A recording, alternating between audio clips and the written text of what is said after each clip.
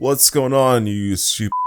Welcome back to another video on the channel. Welcome to Forza Horizon 5. And in today's video, I am going to be taking a look at the new Corvette C8. What's it called exactly?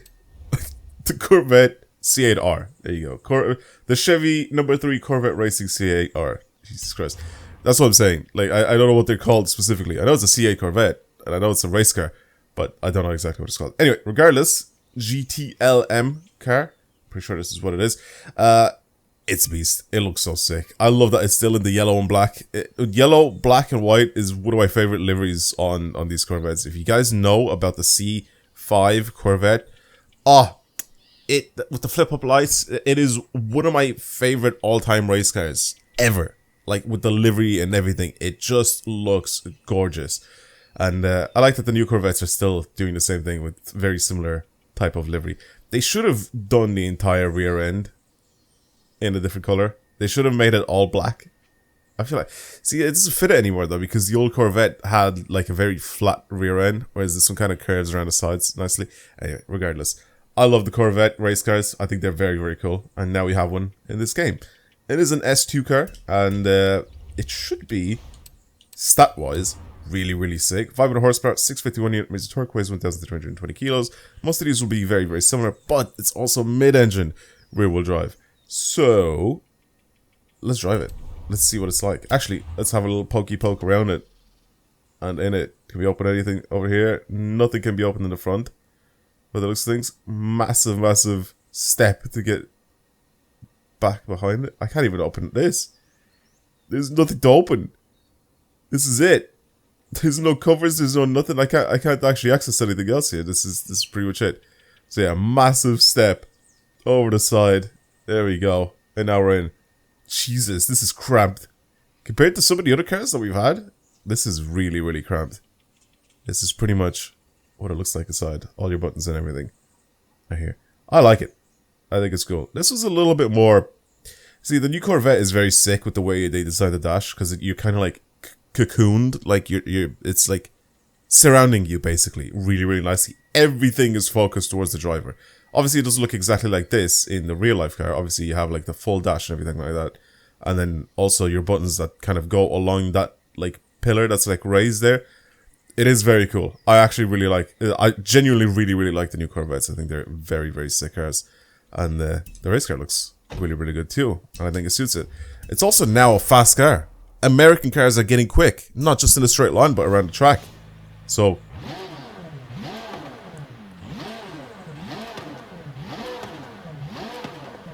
A flat plane crank V8? It sounds like a Ferrari.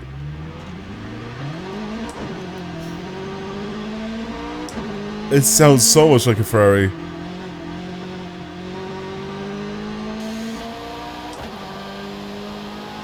Oh my god, I like it already. Yeah, man, with it being mid-engine as well, it's just, there's something about it. Instantly makes the car so much better. Don't get me wrong, I love front-engine rear-wheel drive cars, but when you're trying to go fast in them around corners and that, there's something about the platform of mid-engine rear-wheel drive that's just so glorious. It's just so nice. It's the same feeling that I had when I was driving the Ford GT. This is like super, super close to what the Ford GT feels like. I wouldn't be surprised if it felt the exact same to drive. If they use the exact same handling physics. Because they're both very similar cars. The only thing that's different is kind of the power delivery is slightly different. And that's about it. It's really nice. Well, as usual with these cars, I'm going to take it on the track. The Edel circuit, or Edel circuit, however you want to pronounce it, is a track that I've been using to kind of monitor and test the actual, I guess, capabilities of some of these cars. It's a nice and, I guess, simple track to drive on, but at the same time, it's a place where I can kind of test out what sort of speeds I can go through some of the corners. And it's a track, you know, it's not like just racing on the road. So, I feel like a lot of people have been enjoying me using this track as a little testing ground for these race cars. So, yeah. If you want to find a track for yourselves, I'm not going to keep putting the share code every single time in the video. Just type in Edel circuit or Edel circuit, the way it's spelled there.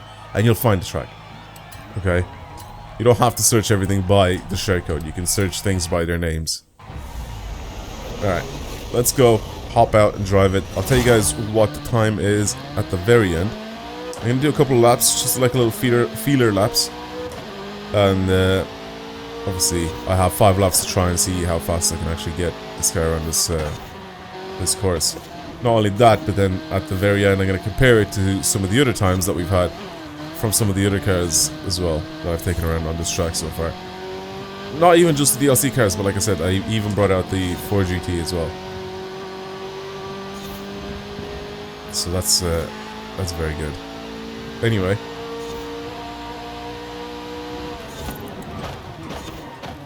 Ooh, downshifts are good, they're brutal.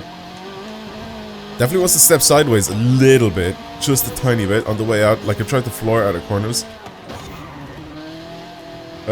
Obviously I need to kind of control my throttle a little bit. But like I said, this is like identical to what the 4GT drives like in the game. Again, I wouldn't be surprised if they use the exact same handling physics for this thing as the 4GT. But it's super capable, really easy to drive just as usual, just like all the other cars. It's a little swirly, just a tiny bit. If you push a little bit too far on the way out, like if you push it a little bit too hard on the way out, as in like you start flooring it a little bit too early instead of going easy on the throttle. As you saw there, a little bit of skip from my wheels. It makes the car skid a little bit and go wide. 130.8 as our first run. I did kind of cut a couple of corners there, so I'm going to try not to do that again. The 130 from a standing start is really, really good.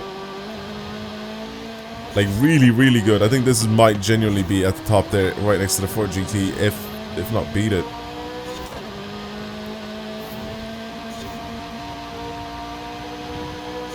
This is nice. This is really nice. I feel like also the people that have been sending me sharecodes for my videos, they've just been kind of taking inspiration on the cars that I've built. So I don't think I've gotten any of these on the Corvette. Like I don't think anybody's sent me a code for the Corvette to try out. Because yesterday when I had a look at some of the cars that people have sent in for me to try in videos, because I made that video, I don't think I've seen a single one for the Corvette. I've seen it for the 4GT a lot, obviously because that car is free and it's not a DLC car, but also for the 911. I think I've seen maybe one for the BMW M8 if I remember correctly.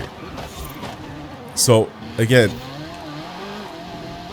people haven't been sending me stuff for the Corvette, which I feel like it might change now. People might genuinely get the impression that this is a really nice car for me, because I feel like I'm bigging it up a lot. And that is really, really good. 128.6 as our first rolling lap. Kind of sketchy lap, but 128.6 is really, really good. Alright, well I'm going to finish off the rest of these runs, of course, like before. I'm going to show you guys every single lap, because I feel like that's going to be a little boring. Plus it lets me concentrate if I just shut up. So, I am going to see you guys at the end. I think I saw 126 at the very end there. I think I saw 126. 127.162. Oh my, wait, what is the 4GT's time? I need to check this out. I have it saved. I literally have the times saved. Oh my god. Oh my god. It genuinely couldn't have been closer. It genuinely could not have been closer. How similar this is to the 4GT is insane. It got a 127.162. The 4GT got a 127.161. That is almost the exact same. That is identical. That is so mad that this is so close to it. It puts it at the second fastest car on this list by 0.001 of a second. What? Oh my god. Well then. It's definitely not something I expected. Seriously. I don't even know what to say now. That was mad. Right. Let's see what we could do to it, but I feel like every single time I max one of these cars out, I ruin it. So instead of maxing it out and ruining it, what if I just do something else? What if I, instead of maxing it out and ruining it... Has my tongue just died? What happened? Instead of maxing it out and ruining it, how about we try and drop the class? Because if I do end up going ahead with this car and I make it faster, it's just not going to be as good. So, what I think I should do is maybe give it some very heavy wheels and try to see if we can drop the class down a lot. I don't know if it's possible. 907 by the looks of things is the lowest we could possibly get this thing just with wheels. So I'm gonna put these disgusting dub wheels on it. 906 for that. What else can we really do here to kind of make this thing drop in class? I don't think there's anything that I could genuinely do to this car to make it drop in class, unless I make it all-wheel drive. All-wheel drive, I know for a fact, will absolutely ruin the way this car drives. It's going to be completely different if I do end up changing it to all-wheel drive. But I think just for the sake of this video, I want to try it out, and I want to see.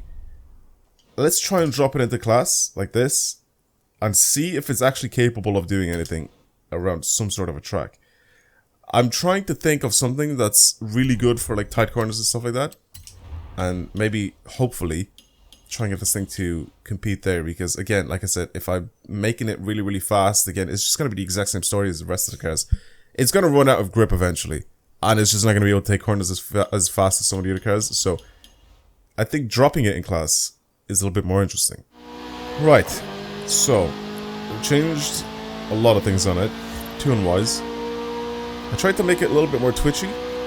Also trying to see if I can cancel out the effect that I've put on this car by making it all-wheel drive and making the front kind of heavy. It seems to have worked. It's actually quite good around corners. I think we need a nice small track, a nice tight track that we can try and test this thing out on. So let's go over into Rivals and try find one for that.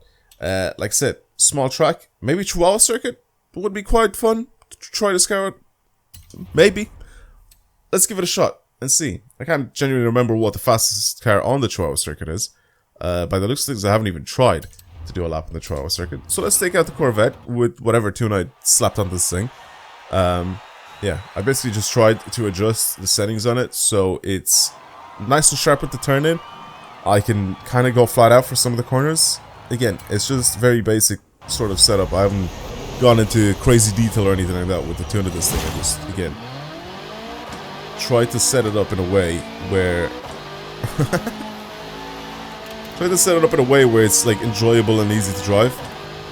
So let's see, what can I do with my little Corvette build that I've had here.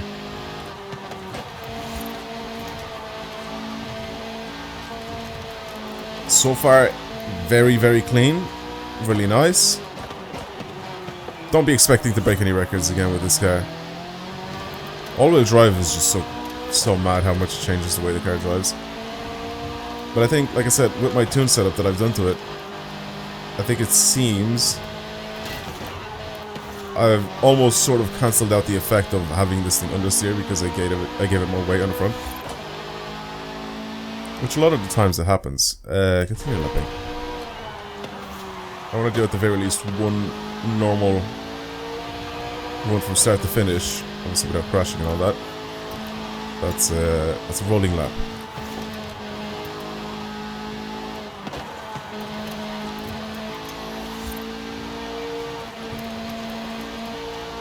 I think I can go faster for some of these turners.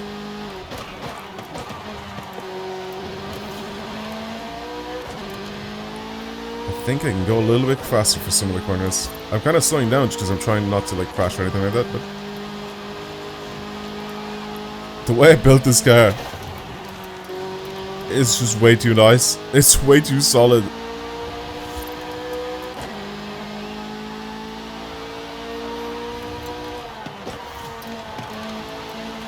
It's way too solid and easy to drive. So I think we can definitely handle these corners a little bit quicker.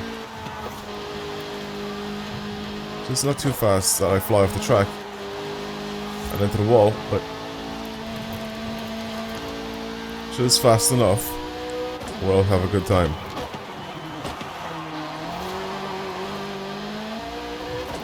Wow, even the way I set up my diff is really, really good. No sliding or slipping or anything like that. Going flat out for most of the corners too. This one should be a little bit faster over time, I think.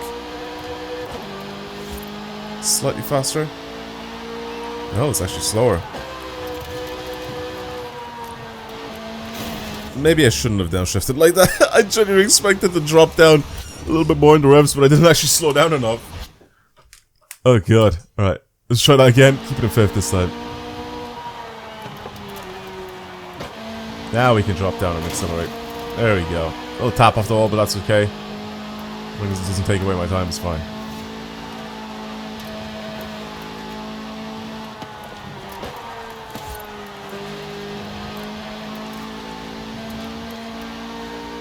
Okay. Clean. Why did I do that? I braked and then I let go of my... I don't know why I mistaken that corner. I forgot that it was the one where I had to basically slam on my brakes. I braked and then I just let go of my brakes. That was just a dumb mistake by me. I don't know why I did that.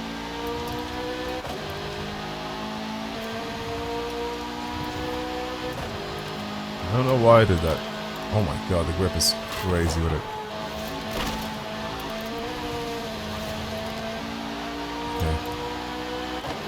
This is gonna be a slow lap. Never mind, it's gonna be a half a second faster than what I've done before. But it's a slow lap in terms of, I feel like I can go even faster.